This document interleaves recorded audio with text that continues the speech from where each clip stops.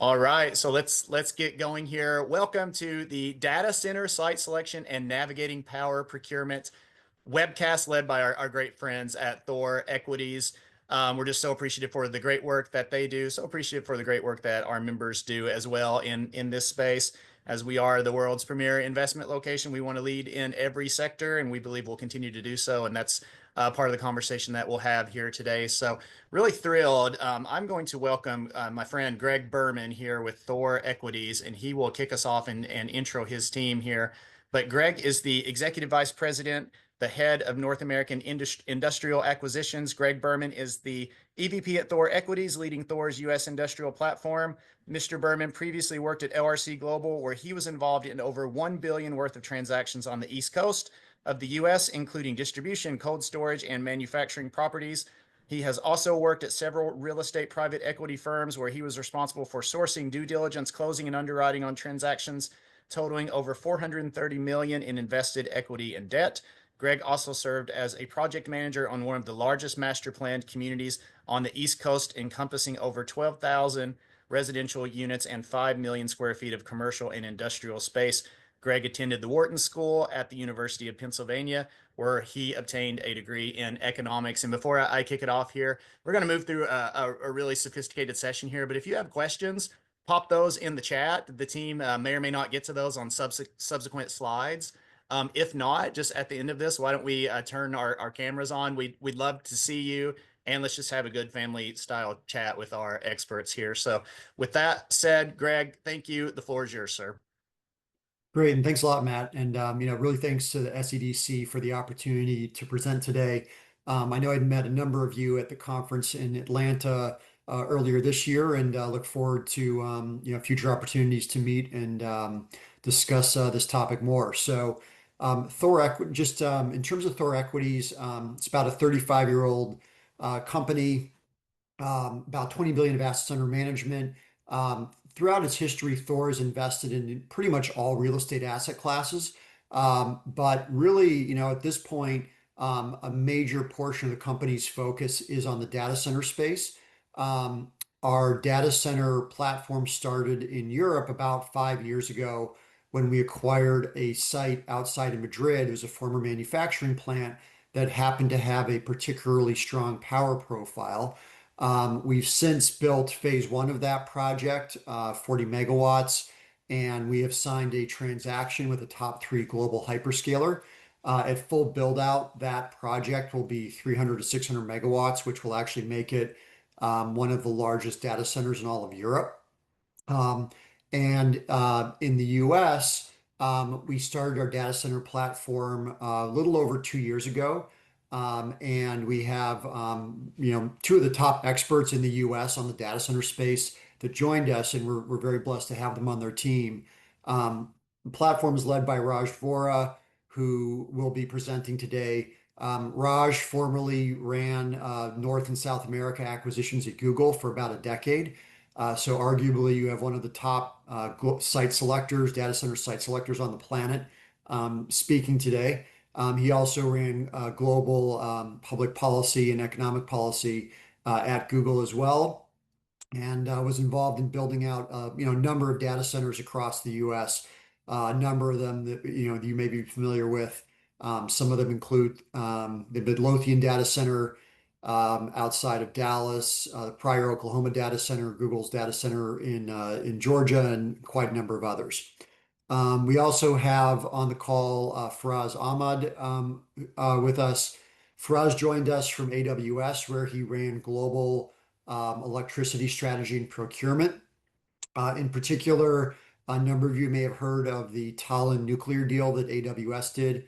Faraz actually led that deal right before he left Amazon. So, and then before that, he was at Nextera for a number of years running their M&A, and then was also at GE developing oil and gas projects across the world. So he has over 20 years in the energy industry and knows quite a bit about the power markets and how they work. So I think with that, I'll just a little bit more about Thor, just some of our projects.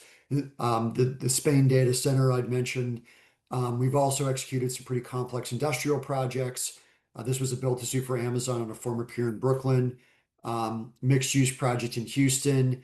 And then we also built the Montage Los Cabos in Mexico. We're one of the top hospitality developers in Mexico. So I think with that, I will move on and let Raj start talking about the data center space. Thanks, Greg, and thanks, Matt and SEDC team for allowing us to present to your organization today. Really excited to chat.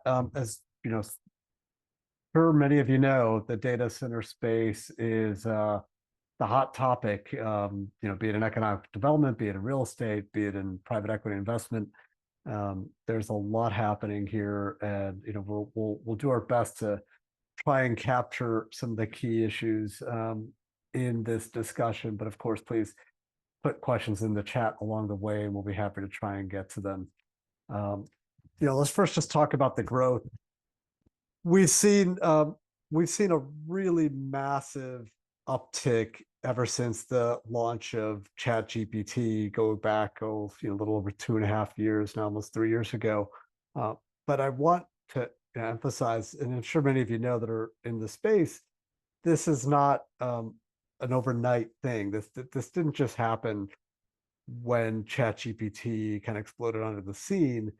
It was fuel on a fire that was already burning pretty hot. And I say that because when I joined joining Google in 2014 on their acquisitions team. Granted, we were a lot smaller then. I think I was the 15th person on that data center acquisition development team. By the time I left 2 years ago, we were over a 200-person organization. However, even at that time, I've recognized in 2014, there was a supply-demand issue. In other words, finding viable data center sites was never as easy as, or never quite as plentiful as the demand called for. You could be more picky back then. You could look for the sites that had just the perfect power, the perfect zoning, perfect everything. And states and communities would also roll out the red carpet then as well, because these were multi-billion-dollar investments, were not easy to come by. Not that they're easy to come by now, but the data center industry is definitely one of the few that where you talk, multi-billion-dollar investment is just the kind of table stakes to get into the space. And so that is driving this massive growth. And what we're seeing is a real acceleration of growth with AI. And one of the things, as you look at these kind of stats on the table here, on the deck here, we're talking about the AI-driven load at 20% of data center expansion. It actually feels low, probably in reading, and it feels low when we write it as well. As came out of a Morgan Stanley report that was recently published. And I think there's a few things that we're seeing happening as AI feeds into a much broader set of use cases. And we'll talk about this a little bit later, but AI is not just the ChatGPT font you use to answer a few questions about getting your kids' homework done. It's driving things like pattern recognition in logistics. It's driving enterprise functions and drug discovery, a whole range of different enterprise business use cases that really is going to be the driver of the engine for commercial data use and compute capacity over the near term and long term future. So when we talk about 20%, it's also, you think about the segments of how data centers are used. AI becomes a tool within larger enterprise data center use cases, not just personal, how you see data centers used in a compute used on a personal basis. And that, of course, is driving a tremendous amount of power demand. And when we talk about supply-demand mismatch, that's really the heart of where the mismatch is. And we'll dive in a little bit deeper into the energy components of this, of what's happening here with Vohra's. But finally, just talking about the investment side of it. The numbers are almost comical. It's hard to believe what we're talking about here when we talk about, getting into the trillions now of potential demand and capital investment. And this capital investment comes in many different forms. It comes in not only the real estate and infrastructure, that tends to actually be a scratch of the surface, but it's the chips that go into the building, it's the servers, the racks. Those tend to make up 60, 70, 80% of the spend sometimes in a given data center location. And of course, what that can mean for potential ecosystem development, for potential tax revenues, et cetera, for communities is tremendous. Oop, wrong way, sorry. And when we talk about these growths, it's also not just at the broad market level, but we're really seeing how this impacts individual sites and the growth of sites. You go back even 5, 6, 7 years ago, 100 megawatts of power was a lot of power, and it's still in the grand scheme of things, that's a lot of power. I mean, a large manufacturing it's called an auto plant, or even an arc reactor steel plant might be 100 or a couple of 100 megawatts. They were never in these 400 or 500 to a gigawatt range type of projects. You're talking, this is a really new level of scale that we're seeing here, and that in turn, you used to be able to spread that out over your entire portfolio. Going back just a few years ago, the Googles, the Metas, the Microsofts, their entire portfolios were just a gigawatt, maybe 2 gigawatts if you looked at the entire global portfolio. And now we're talking about single sites that are getting to that scale. There's a couple of things driving that. One is the compute that's needed in the modern AI workloads is just changing dramatically. What used to be a single search now can require 20, 30x when you roll in an AI component to that. And then of course all the use case and applications that we're talking about. The chips that are driving these are incredibly more power hungry. They're running much more complex compute. And that then in turn drives for much denser server racks. So essentially what a footprint of 200,000 square foot data center might have been a 50, 40 megawatt capacity data center is now going to get into the hundreds potentially of megawatt sites of capacity for those same buildings. So you're seeing denser developments and the greater demands on even how we think about sites and the amount of power that can be driven by sites in these locations. And then we're also seeing different types of products. So you're going to see these we're seeing mega data centers now. That's kind of hitting all the news, these 10, 20, $30 billion investments sometimes in large scale multi-gigawatt sites.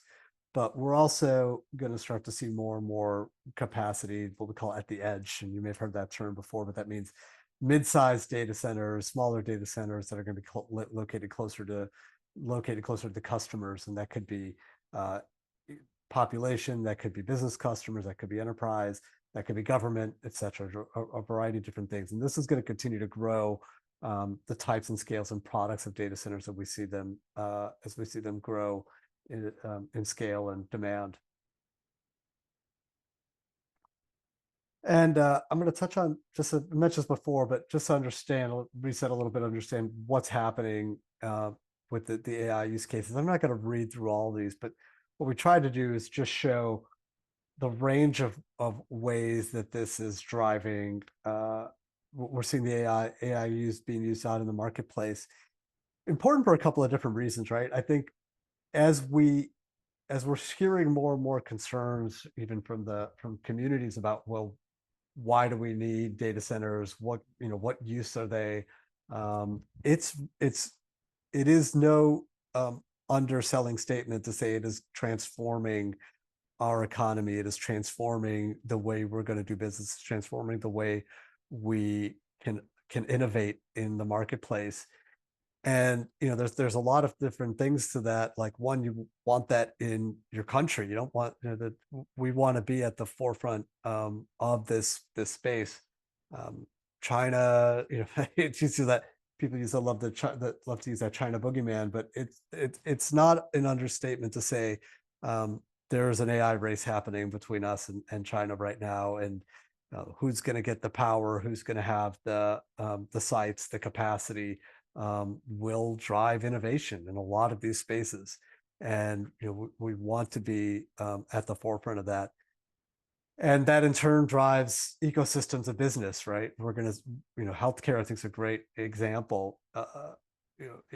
There's some really interesting reading out there. If you go look at how AI is being used in drug discovery, the calculations that can be done to test scenarios for molecular combination, or the drug scenarios that can be tested for genetic personalization. We're just scratching the surface of ways that this is going to entirely change the way we do healthcare treatment, drug development, etc. Again, so these are areas in which we want to be. We want to have the best technology we can put forward as a country. Again, just more examples here. The energy one, I think, is an interesting one. I'll use an example of from when I was at Google. This is published as Google, going back even before the AI boom. I say we as I still work there, but when I was at Google, Google is one of the largest private energy buyers, renewable energy buyers in the country. Bought a lot of wind energy. And wind energy is inherently unpredictable. And if you buy a lot of wind energy, you're essentially buying an unknown bucket of when that energy is going to be available. So the smarter you could get on predicting wind patterns and weather patterns, the better you can model your purchase and sell process for wind energy. Going back 5 years ago, Google took one of its earlier applications of AI modeling and applied that to modeling how and when the wind blows, frankly, right? It's really weather prediction. And it saved billions of dollars for the business on how it modeled its contracts so that we can optimize energy usage from wind turbines. So again, just a real life example of like things that again, we're just beginning to scratch the surface on, and why we're seeing so much growth in this space and how it's going to be so important to us in our markets. So with that, let's look ahead to think about how this impacts site selection and how data center end users. And I'm going to generalize here. Again, this is thinking about the use cases that we're seeing that kind of highest demand for now. This will start to shift a little bit as we see different product types shift in demand. But at a broad brushstroke levels, what end users, what makes a good data center site is driven by a list of things. That power is of course paramount. It will make or break, really kind of whether a site can be viable or not. But assuming you have power, then you start to run down other areas to make sure you have a viable site. And again, what makes a good site comparable to a great site in some ways to think about it as well. The proximity to infrastructure, again, it's not just capacity power, but it's how close are you to the power lines, the substations, because that impacts the risks in development, that impacts the time to develop, the cost of development, the contiguousness of a site. Right? These are, we talk about multiple hundreds of acres, sometimes even thousands of acre campuses. They are highly secured. We're talking a government level securitization, and that's because sometimes there is government data being hosted. There's really important sensitive information being hosted in these data centers. So you'll see massive security around a lot of these data centers. And with that, you need contiguous sites. Having sites that are broken up by major roads or highways, or even major easements, can create a challenge for data center site development. So you're really looking for contiguousness of the site so they can build a secure perimeter around it. You can interconnect everything with major utilities, etc. Water and sewer. This is a hot topic. A lot of folks ask about water, how water is cooled, used to cool data centers, how much water is needed. The reality is that there's still the cheapest way to cool data centers is to use evaporation. That means to use water, large amounts of water to cool data centers. This can be in the millions of gallons per day. We are seeing a shift away from this technology, especially as data centers get more dense, and this is driving lower and lower water use. However, it is still always preferable to have options for industrial scale water use. Now, I say this, and a lot of folks who might be in this space might realize, like, look, millions of gallons a day sounds like a lot of water, and in a lot of ways it is. But if you put it in context, uh, the the I think that the comparison I like to use, or I've seen before, is the golf courses in Palm Springs use about 10 million gallons per day of water, right? It's a it's a fraction in some ways of what the data centers use, can sometimes be even a fraction of what you see golf courses use, or especially golf courses in low saturation areas. So, and industrial uses have used these levels of water for a long time. And we're seeing in some markets that had a lot of industry, right? I'll use the Carolinas, and where you had a lot of clothing manufacturing that left decades ago. There's a lot of markets that had excess water in their systems because you built water systems that were that needed to supply that industry, that are now just simply sitting idle, and really actually provides good revenue opportunities for a lot of markets and economies, and cities that that was really underutilized assets, and or provides just another revenue stream. So all to say, the water issue is a sensitive one. It does need to be put into context at times, and folks need to realize that, hey, this while it does sound like a lot of water, in context, it's not necessarily is, especially compared to other historical industries, and that's just shifting depending on market location as well. And finally, zoning, proximity to industrial, residential, etc. We tend to be really thoughtful about not locating in people's backyards, maintaining distance, maintaining buffer zones, really trying to mitigate community concerns when we're doing data centers. Now, there is a lot of pushback lately, and from some community groups, because of some misinformation around things like noise and light and water use, etc. I think that it makes for very good clickbait these days to talk about the negative issues of data centers. But if you're really thoughtful about how they develop it, it's just like any other large industrial manufacturing site. We need to be thoughtful about where we put them, so we're adding to the community, the economy, not creating an eyesore or a strain. Real at a high level, we talk about tax exemptions here. I'm not going to go too deep. At the end of the day, it is a decision factor for a lot of data center users. Again, we talked about the number of dollars being spent. When you look at apples, if you have to spend sales and use tax dollars in one state and not in another, or minimize them in another, it is tens of millions, if not hundreds of millions of dollars to the bottom line. So that does still tend to be a very big driver, unless you've got a very specific use case for data center demand needs that need you to be in a very specific market. But some of the biggest markets that we've seen develop: Virginia, Ohio, Texas, Nevada, Oregon have historically had some strong data center tax incentive programs that have helped drive growth.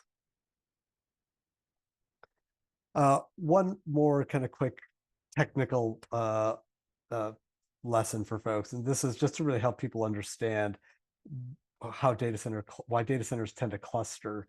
There's this concept of availability zones, and it's really around redundancy. So the reason, and we use Northern Virginia as an example, the reason Northern Virginia has just become this massive cluster is when you start to offer enterprise services, that means data center services to business customers, you need a level of redundancy, not just at your specific data center, but within a cluster of data centers. So most large scale cloud deployments like to build in threes. So if you build one, you want to have two more within a proximity of generally less than 50 kilometers, so that if one fails, you can spill over into the next with nominal latency effects.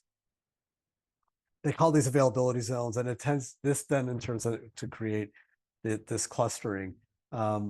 This can be generally good for a region, I think, because it can allow for multiple communities to benefit from a data center within a given market. It's why areas like Loudoun County, Virginia have become so wealthy in tax bases. You've got a lot of data centers that populate the region, a lot of communities that are able to benefit from it, and creates this snowball type of growth. And I won't repeat myself. This is just how we think about markets. This is really kind of talking about how we're focused on as far as meeting a lot of those criteria for infrastructure, tax environments, continued demand. The one thing I will touch on real quickly is there's this idea of what we call training data centers that stand on their own, don't need to be near population. They can just be out, frankly, kind of, we'll call it middle of nowhere. We've seen sites like this pop up in the Great Plains states, West Texas area. There's a use case where you're just doing compute and you don't need to be close to population centers near to enterprise. It's really just a self-functioning data center. There is a lot of that activity happening, but that tends to be a project that then leads to more downstream data center development in these edge markets. You got to basically take that compute and push it closer to the customer at some point. So we don't tend to play in that space too much, only because I think from a developer perspective, there's a little bit more high risk, high reward component to that, versus if you tend to be in larger growth locations, there tends to be better long-term demand, especially if we see any fluctuations in demand over the coming years. This one, I think, again, probably a hot topic for this group, and I'll touch on these at a high level real quick. But what are some of the real economic benefits? Jobs comes up a lot, folks. Data centers do have a reputation for not creating the large number of jobs compared to traditional manufacturing. There's some truth to that. There's also, I think, some components of it that are a little bit, let's call it, exaggerated. The reason for that is, historically, mid to smaller size data centers, 50 to 100 data centers, would employ, let's call it 25 to 50 to 100 employees. And there is still let's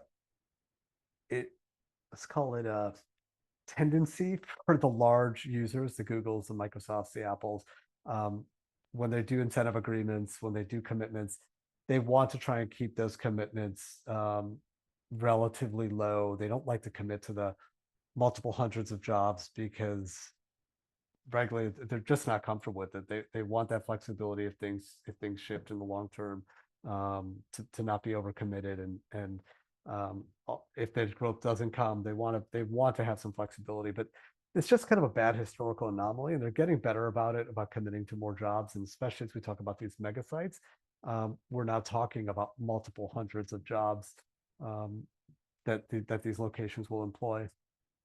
Also, I think one of the things that gets lost in this is the construction jobs. 100 megawatt data center site alone can easily be 1,500 construction employees, laborers, ancillary staff in a market, and that is a huge economic boon. And those are not, unlike a manufacturing facility, which 2 years you're done and they move on. a gigawatt data center site doesn't get built overnight. It's going to get built over 5, 6, 7, 10 years.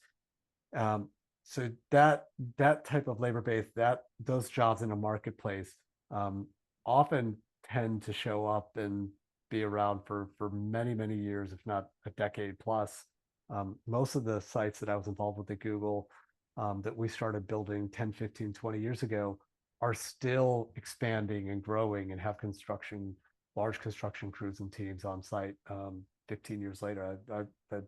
Dallas, Oregon, I think, was the very first data center site Google built, and they're still growing and building and adding to that economy, and really in a way that's been very welcomed by the locals, because it's just been a consistent economic engine for them. That in turn leads to revenue, tax impacts, of course, but of course, those things like I talked about, water, sewer. There's the multiplier effect that comes off of these things, right? I'm sure a lot of folks are used to seeing the econometric models, and generally your in-plan economic, your impact models will show anywhere from 3 to 5x indirect jobs created for every single job created. Again, once you have these many employees in a market, you have restaurants, you have hotels, etc., that need to be created in turn.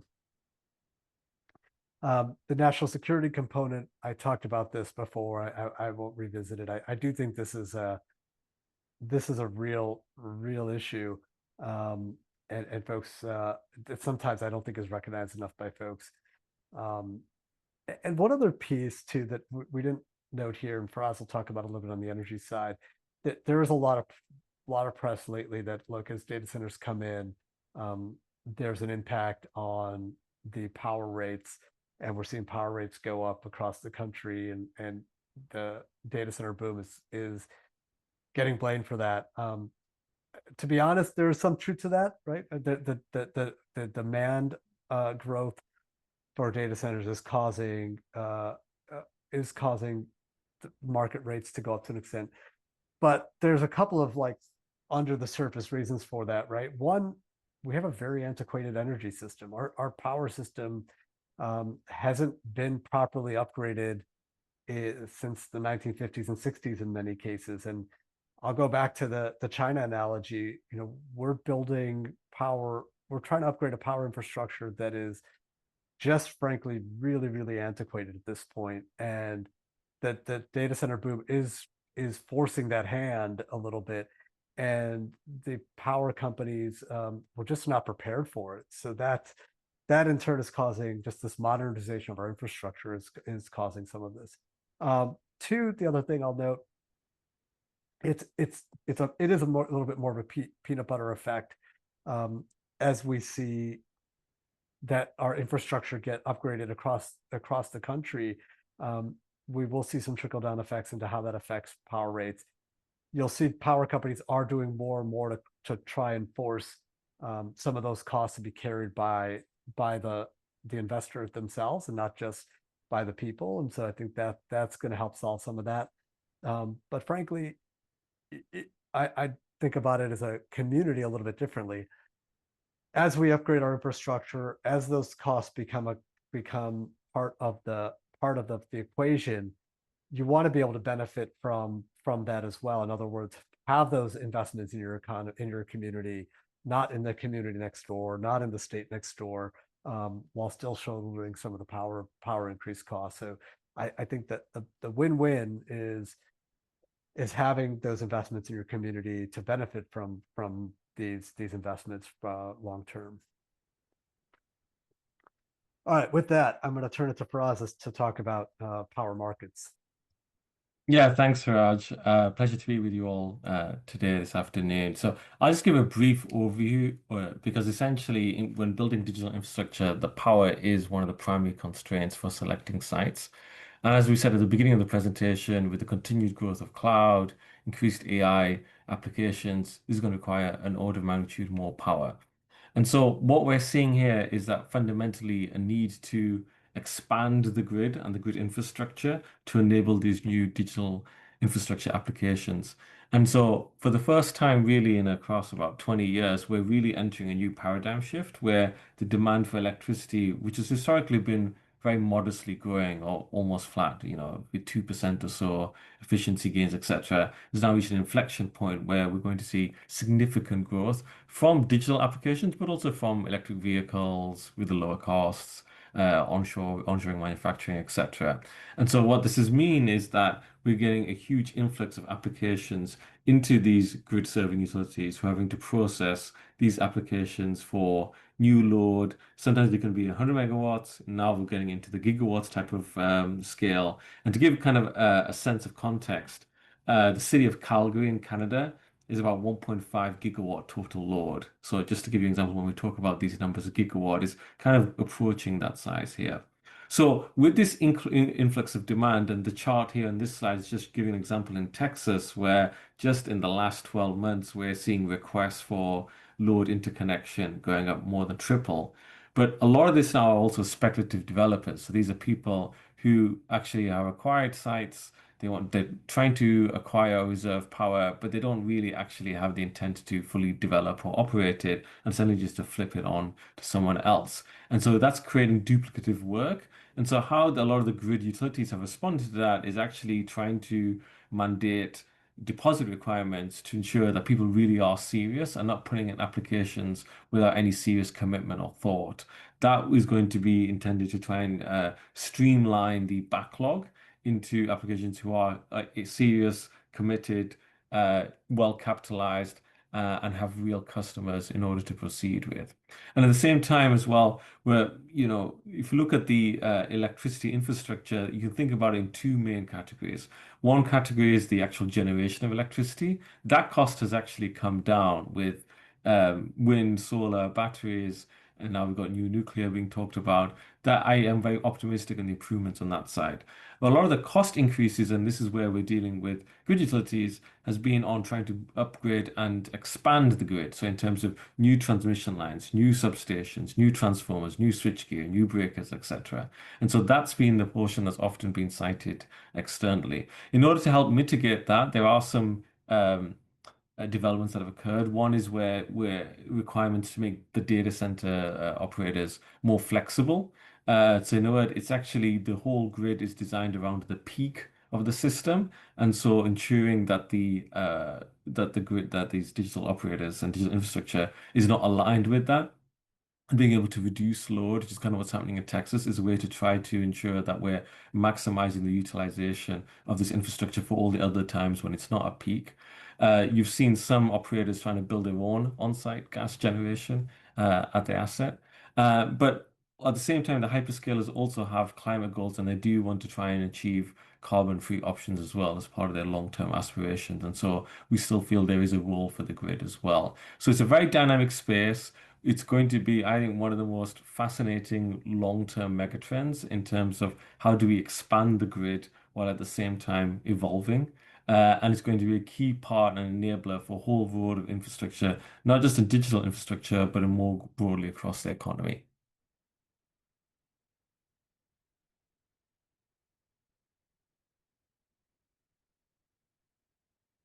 I'll hand it back to you, Raj.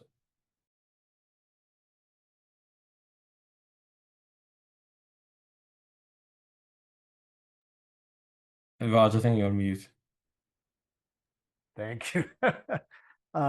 We've got a couple of case studies in here. I'll touch on these real quick, and then we'll just open it up for questions. This one is our Spain data center, and actually, I'm just going to jump to the U.S. one because I think that's probably a little bit more interesting and relevant for this crowd.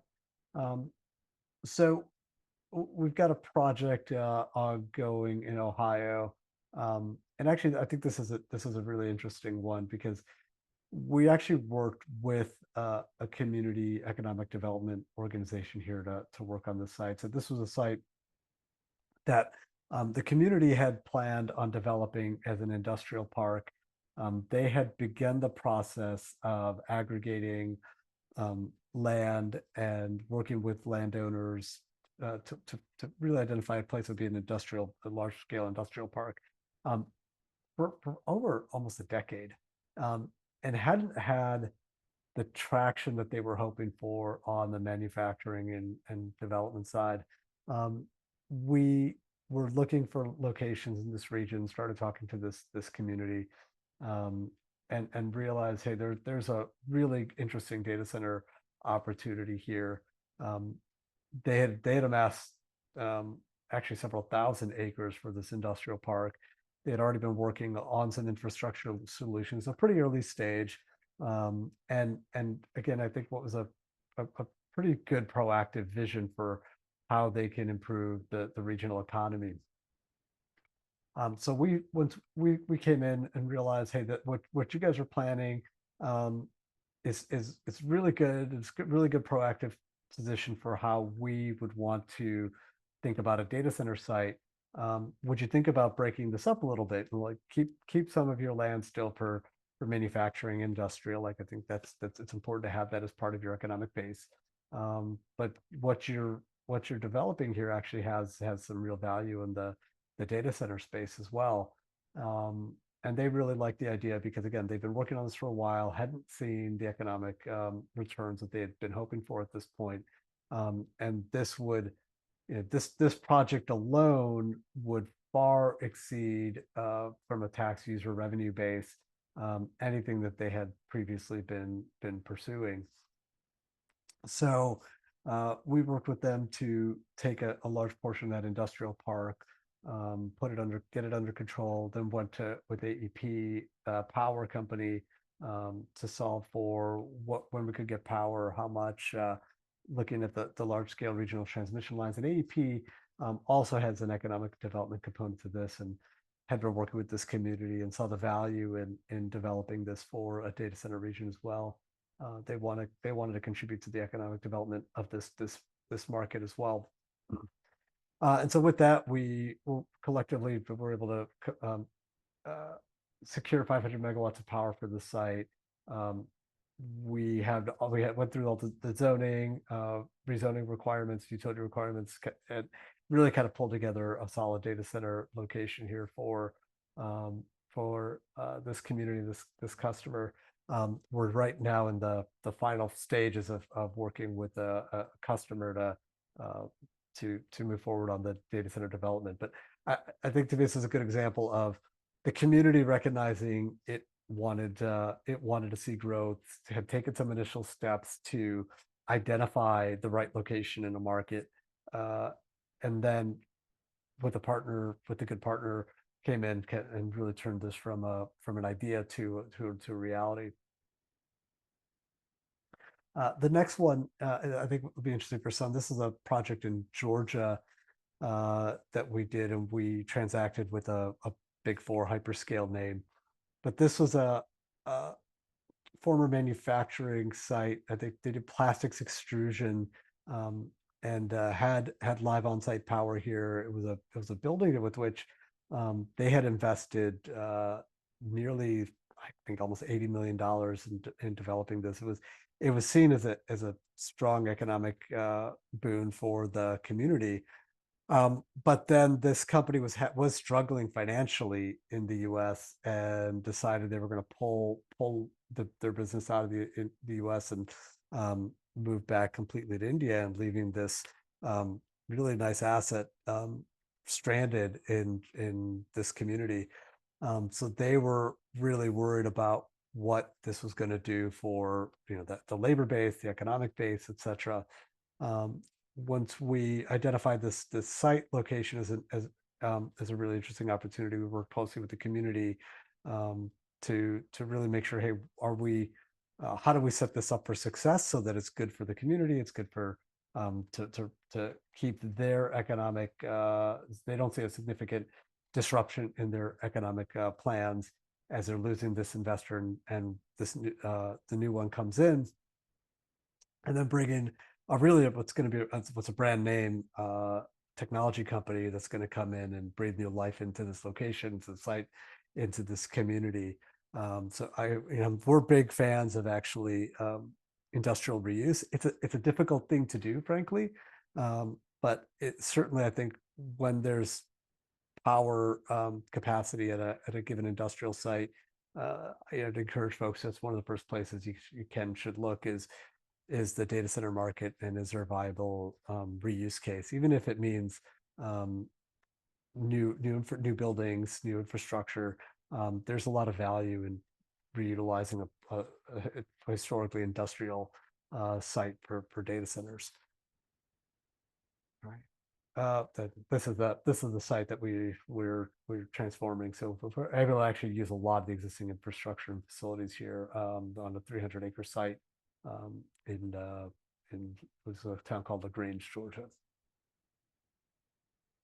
All right, with that, I'm gonna open it up to questions if we have any, or if not, we can adjourn. But I'll open it up to questions for folks if we have any on the line.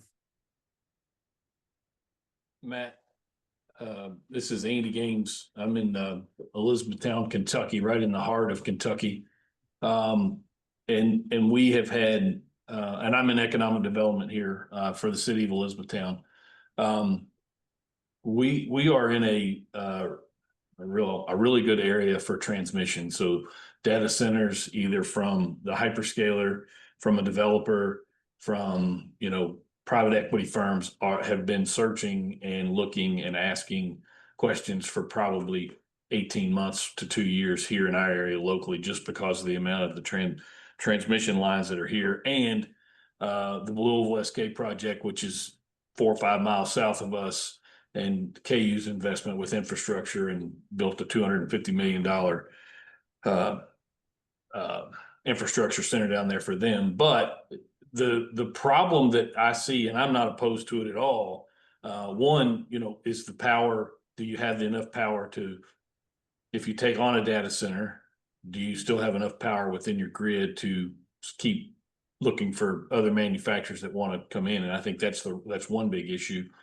But I think what I'm seeing here locally, and it just happened last week in a neighboring county, somebody's come in, found a 150-acre site, going to build a data center, and they go to zoning, and people come out of the woodwork with, not in my backyard, and it's going to raise my water rates, and it's going to raise my electrical rates, and it's bad, bad, bad, bad, bad.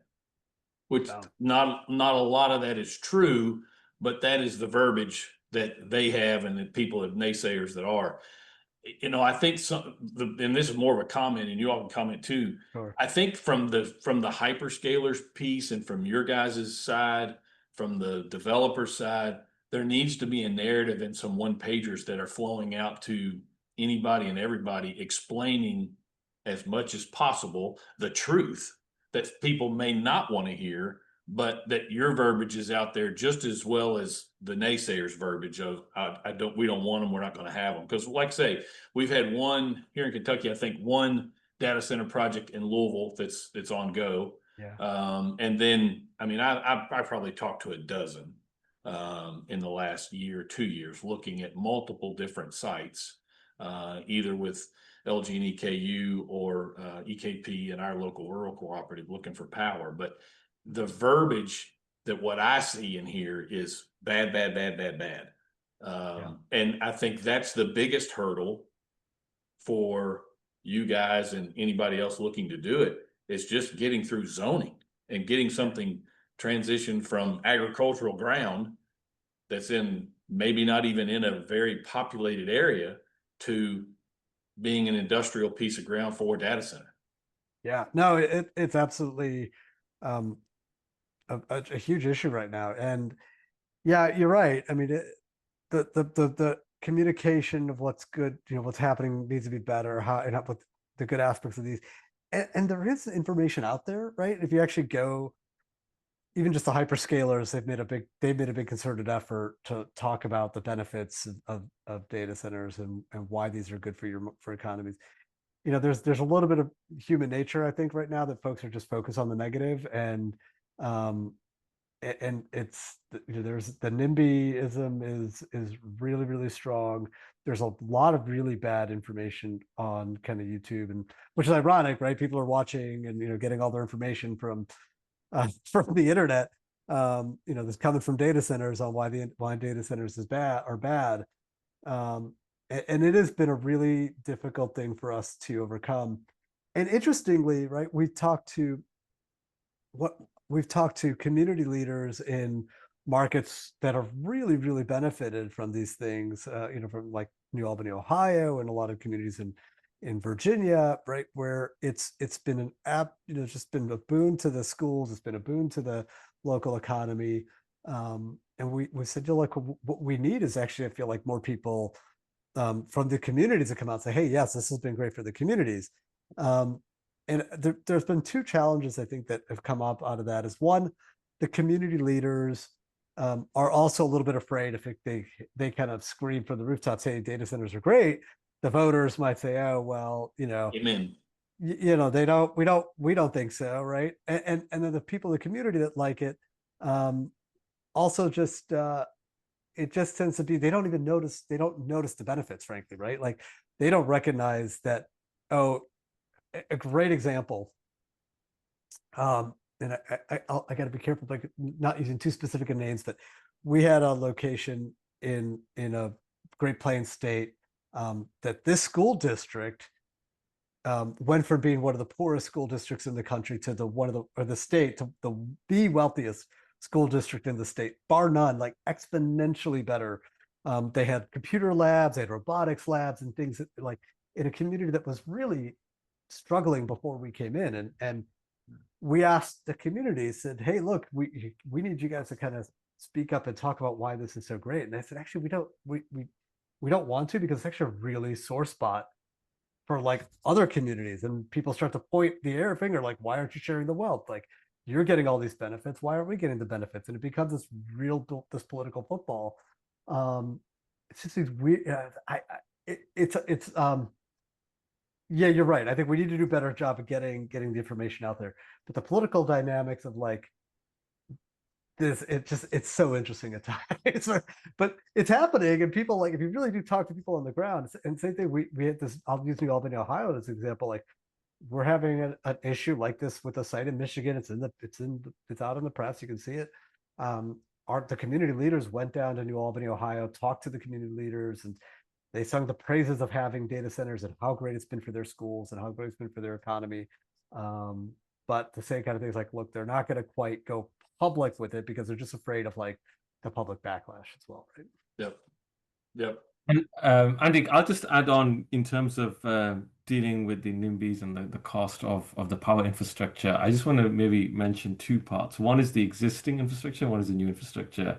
There's a study by Lawrence Berkeley National Lab which actually looked at that for those areas which had increase in data center load, the cost of delivering electricity on the existing infrastructure actually went down, which is actually counterintuitive. But if you think about it, that cost of the existing infrastructure is being spread out against more volume of electricity. So as that denominator goes up, the cost goes down, right? And so PG&E and others have said for about a gigawatt extra of load, it essentially reduces rates by about 1%. On the new infrastructure, which is what's going to enable these new applications, the question is, how do you ensure that there's a return on invested capital, and who pays for that?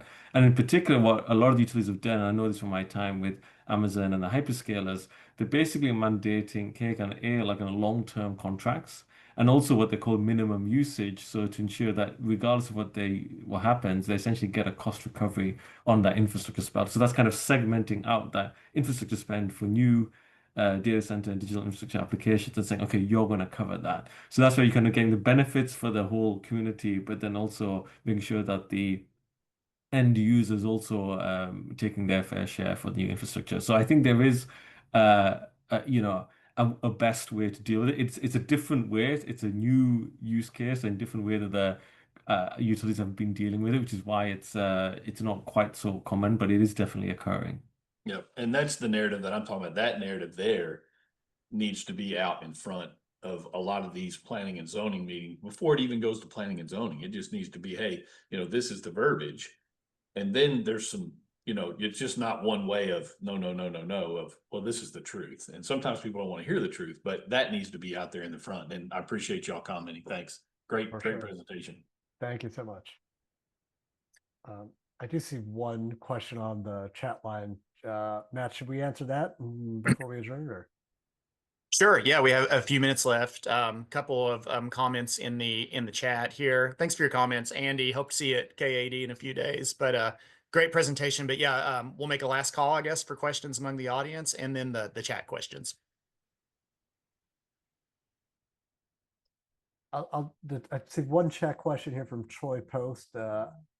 How's the data center industry addressing concerns from state public service commissions regarding paying for infrastructure upgrades or demands, particularly around water consumption? How is this regulatory environment impacting data center development? So I'll take this from that, just kind of from the water angle. I think that seems to be where this is primarily focused. A couple things.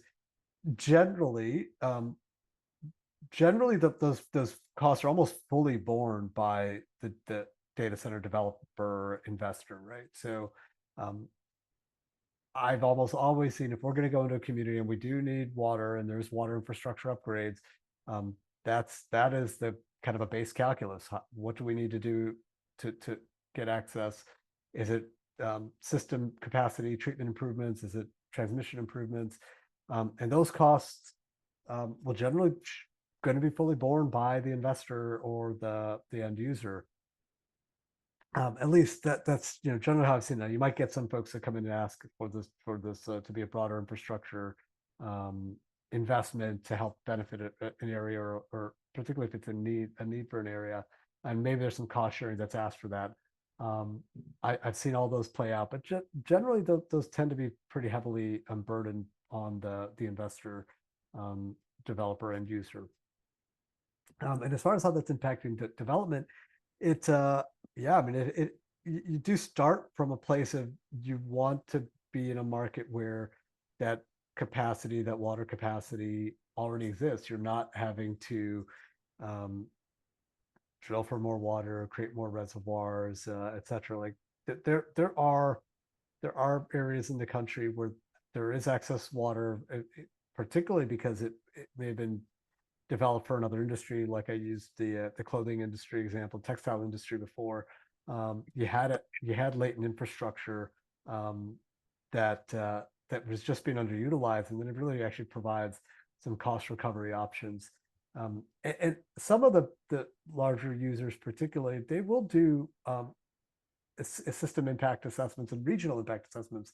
Understand if withdrawal of X amount of water is going to have an overall deficit on the system, or whether it will be replenished. And I've seen a lot more of this where there is a holistic kind of approach to this to make sure that there's not a net negative impact to the system or to the region before they decide to invest in using water as an evaporative cooling technology. It was a good question, Troy. But before we break here, there was a question if we can have a copy of the slides. If that's okay, I'll make that available to all of our attendees. That's fine. Yep, that's fine. Oh, okay, very cool. After this, I'll break down. We'll send this to you. Also, it's recorded, so it'll live on our YouTube page as well. Great. Pleasure chatting with y'all. Thank you so much for letting us speak to y'all today, and hopefully. If you have any specific questions or follow-ups about community-related, how it's related to your community, our contact information, mine and Greg's, is here. I can share Faraz's as well. Feel free to reach out to us. We're happy to help. Well, thanks to our Thor team. Thanks for everyone for logging on with us today for a really important, timely conversation. So your next opportunity is October 29th. We'll be talking about geographic marketing missions, some best practices around those opportunities. Then November 4th, our friends at Global Location Strategies will be talking about policies, trade, and the future of U.S. investment, kind of a primer on federal policy happenings right now. So that concludes today. Thanks, team. We'll send you the slides, and we'll look forward to seeing you next time.